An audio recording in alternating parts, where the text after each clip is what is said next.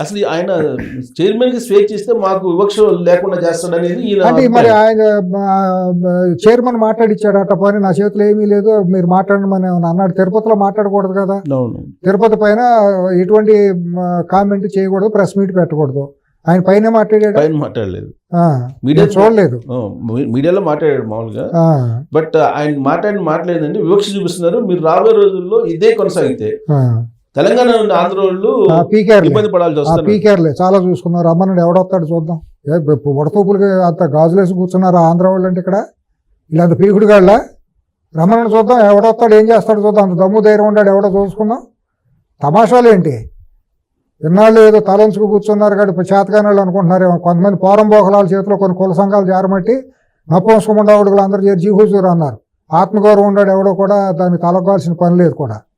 తప్పకుండా వాళ్ళు తామలపోకతో అంటే తాటి మట్టుతో 4 అంటారు అని తీరుతాం కూడా.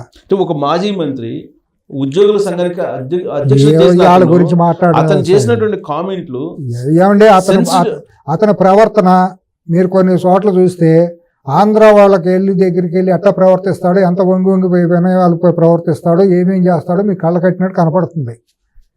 ఆంధ్రప్రదేశ్లో సంబంధించిన ప్రముఖులు రాజ్యాంగ పదవుల్లో ఉన్న వాళ్ళ దగ్గరికి వెళ్ళి ఎంతెంత నంగి నక్క వినయాలు పోతాడు. మరి అంత ఆత్మగౌరవం ఉన్నాడు వాళ్ళ ముందు అట్లా తలంచి కాళ్ళకు నమస్కారం పెట్టకూడదు కదా.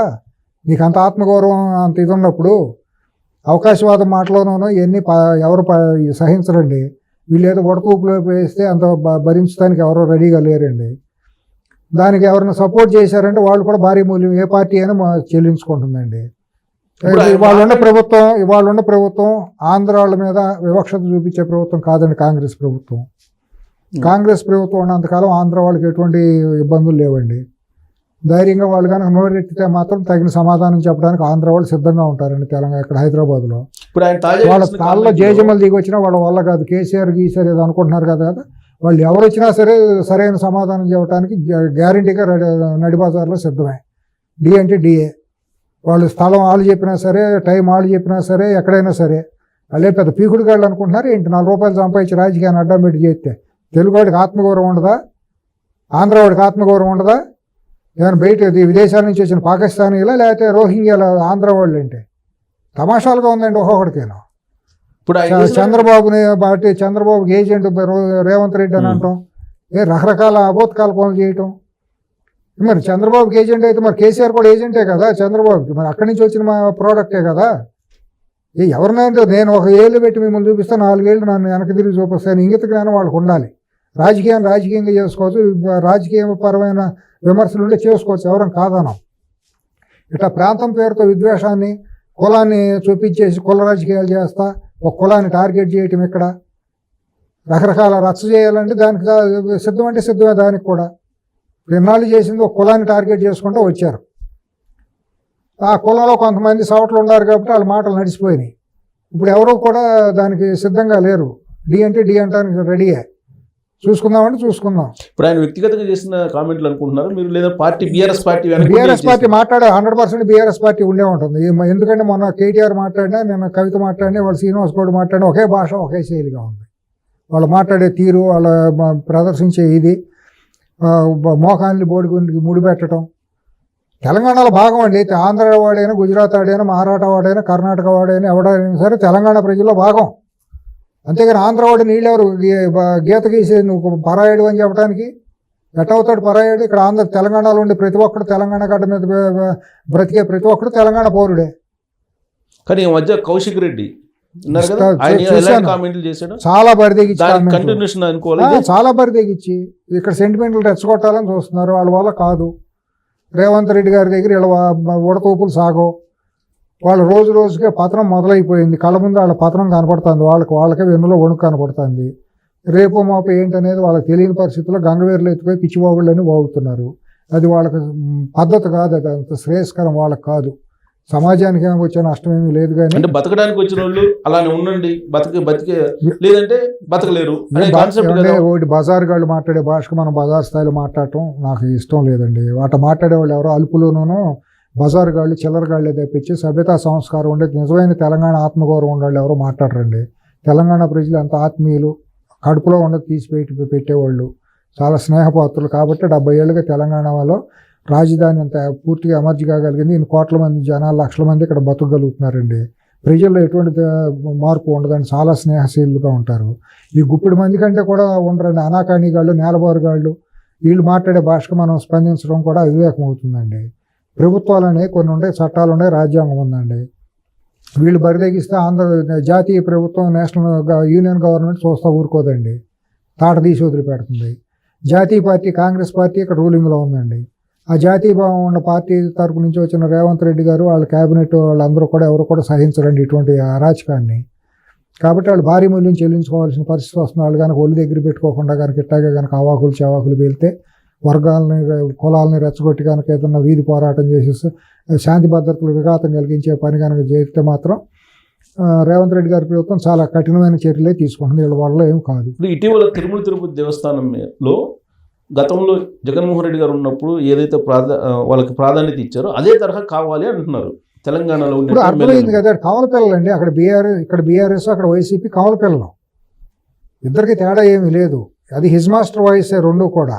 అక్కడ మాట్లాడేది ఇక్కడ మాట్లాడేది అక్కడ ఇచ్చిపుచ్చుకుంటారు అంతే. ఇక్కడ వాళ్ళు బీఆర్ఎస్ తరఫున, అక్కడ వైసీపీ వాళ్ళు హిజ్ మాస్టర్ వాయిస్గా పనిచేస్తుంటారు. అక్కడ వైసీపీకి సంబంధించిన భావజాలం కలిగిన వాళ్ళు ఇక్కడ తెలంగాణలో ఉండి హిజ్ మాస్టర్ వాయిస్లుగా వాళ్ళు వాయిస్ వినిపిస్తూ ఉంటారు. అంతే తప్పించి వీళ్ళు మనం పెద్ద అంచనా వేయాల్సిన పని లేదు. ఆ రెండు పార్టీలు కాలగర్భంలో కలిసిపోవడానికి కనుసూపు మేర దూరంలోనే ఉన్నాయనేది మన కళ్ళ ముందు కనపడుతుంది పోకడ అనేది. ఇప్పుడు ఆయన డిమాండ్ ఏంటంటే గతంలో మాదిరిగా మాకు లెటర్స్ ఇవ్వండి అని అంటాడు, వివక్ష చూపించొద్దు అని అంటాడు. లెటర్స్ ఎవరు ఇవ్వాలండి? ఎందుకు ఇవ్వాలి లెటర్స్? రెండు ప్రభుత్వాలు అయిపోయిన తర్వాత ఇంకా అవసరం ఏముంది? అవి రౌడీయిజమా, బెదిరింపులా? నీ రాష్ట్రం కాదు, నీ అధికారం కాదు. ఇప్పుడు ఆంధ్రాలో ముఖ్యమంత్రి గారు ఏమైనా లెటర్ రాసిస్తే ఇక్కడ అవుతుందా? ఇక్కడ చేస్తారా? ప్రోటోకాల్ ఏమైనా ఉంటుంది? ఇక్కడ జరగదు కదా. ఏ రాష్ట్రానికి ఆ రాష్ట్రం పద్ధతులు ఉంటాయి. ఇప్పుడు అట్లాగే ఇక్కడ హైకోర్టు జడ్జి గారు రాస్తే అక్కడ చెల్లట్లేదు కదా. అక్కడ ఆంధ్రప్రదేశ్ హైకోర్టుకే ఆ ప్రోటోకాల్ అనేది ఉంటుంది. రేపొద్దు గుజరాత్ రాష్ట్రం లేదా మధ్యప్రదేశ్ రాష్ట్రం హైకోర్టు జడ్జి గారు, ఎమ్మెల్యేలు, చీఫ్ మినిస్టర్లు అయితే అక్కడ ఉండవు కదా.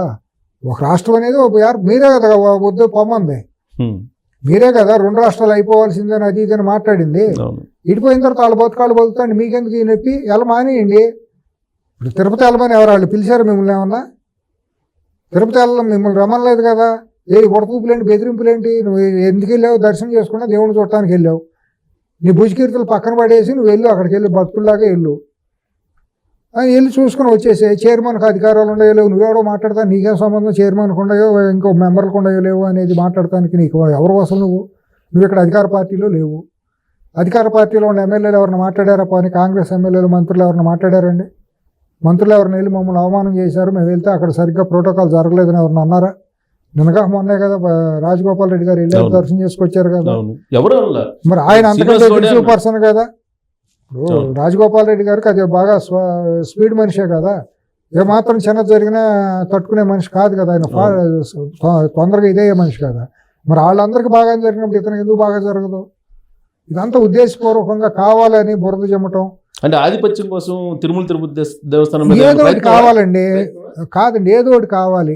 ఏదో ఒకటి మీరు ఎటువంటి నేను తెడ్డు అనాలి, మీరు సెంటు రాసుకుంటే నేను పెంట రాసుకోవాలి. కాబట్టి ఏదో ఒకటి వీళ్ళు ఏంటంటే బొడ్డుకు మసి రాసి కూర్చున్నారంటారే మన గ్రామాల్లో. తగాదాలకు సిద్ధంగా ఉండాలి. ఎప్పుడో ఇది దొరికితే ఆ సలిమంట కాసుకుందామా, తగలబెట్టేసి అన్నట్టు బీఆర్ఎస్ పార్టీ ఉంది.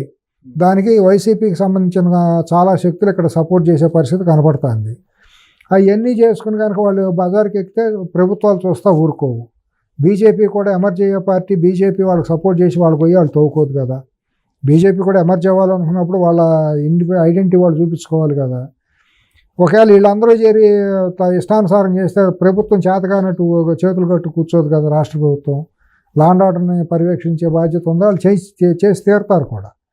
కాబట్టి ఇవన్నీ వడతూపులు, వీళ్ళ మాటలు, ఈ బజారు మాటలు, ఈ చిల్లర మాటలు ఇవన్నీ ఎవరు పట్టించుకుంటానికి సిద్ధంగా లేదు. తెలంగాణ ప్రజలు అసలు ఆయన చేసినటువంటి కామెంట్ చైర్మన్ గారిని ఇరికించినట్లేదా టీటీడీ చైర్మన్? ఎందుకంటే ఆయన ఏమంటాడు, ఆయన స్వేచ్ఛ ఇస్తే మాకు న్యాయం జరిగింది అంటాడు. తెలంగాణ ఆంధ్ర అనే కాన్సెప్ట్ చంద్రబాబు గారు ఆలోచించుకోవాలి. అట్లాగే బీఆర్ నాయుడు గారు కూడా దాని మీద మా ఇమ్మీడియట్గా స్పందించాలి. అది ఆయనకే నష్టం, బీఆర్ నాయుడు గారికి కూడా నష్టమే. ఇంకోటి బీఆర్ నాయుడు గారు కూడా మొన్న చైర్మన్ అయిన తర్వాత ఇక్కడ అందరూ ఇళ్ళకి వెళ్ళటం చేయటం అనేది ఆయన నవ్వులు పాలయ్యారు. ఆయన సోషల్ మీడియాలో కానీ బయట కానీ అందరూ కూడా ఇష్టానుసారం అది ఆయన తప్పు చేశారు. ఆ తప్పుని మళ్ళీ దీన్ని ఇంకా ఇటువంటి ఇంకా బలపడేటట్టు ఉంటుంది, ఆయన క్రెడిబిలిటీని ఆయన గౌరవాన్ని భంగం కలిగించేటట్టు ఉంటుంది. అది ఆయన కొద్దిగా జాగ్రత్తగా తొందరగా చర్యలు తీసుకుంటే బాగుంటుంది. బీఆర్ తెలంగాణ మనిషి అని చెప్పుకునే ప్రయత్నం శ్రీనివాసరెడ్డి గారు తెలంగాణ కాదండి, తెలంగాణ అయితే ఉంటే ఆంధ్ర అయితే ఉంటుంది, దేవుడు అందరవాడు. ఢిల్లీ రేపు ఢిల్లీ వాళ్ళని తీసుకొచ్చి పెడితే మాత్రం ఏమవుతుంది? ఇప్పుడు అసలు దీనికి ఆంధ్ర తెలంగాణ లేకపోతే కమ్మారెడ్డి ఈ కుల పోరాటం ఎక్కడ ఉంది, ప్రాంత పోరాటం ఎక్కడ ఉంది? టీటీడీ చైర్మన్ చేతిలో ఏముంటుందండి?